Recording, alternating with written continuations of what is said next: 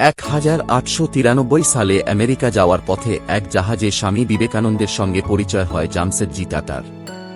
দীর্ঘ যাত্রাপথে তাঁরা ভারতের ভবিষ্যৎ নিয়ে গভীর আলোচনা করেন। স্বামী বিবেকানন্দ বলেছিলেন, ভারতের উন্নতির জন্য প্রয়োজন আধুনিক শিক্ষা, বিজ্ঞান চর্চা এবং আত্মনির্ভরতা। জামশেদজি টাটা তাঁর স্বপ্নের কথা জানান, ভারতে এমন একটি গবেষণা প্রতিষ্ঠান গড়ে তোলা যেখানে বিজ্ঞান ও জ্ঞানচর্চা বিশ্বমানের হবে এবং দেশের যুব সমাজ উপকৃত হবে। স্বামী বিবেকানন্দ এই উদ্যোগকে সম্পূর্ণ সমর্থন করেন এবং বলেন, এই ধরনের প্রতিষ্ঠান দেশ সেবার শ্রেষ্ঠ উদাহরণ হবে। এই অনুপ্রেরণাতেই পরে জামশেদজি টাটা প্রতিষ্ঠা করেন Indian institute of science, east Bengaluru.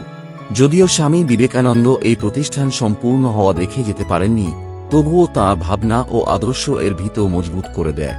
এই সাক্ষাৎ আমাদের শেখায়, আধ্যাত্মিক চিন্তা ও বাস্তব কর্ম একসঙ্গে মিললেই জাতির উন্নতি সম্ভব।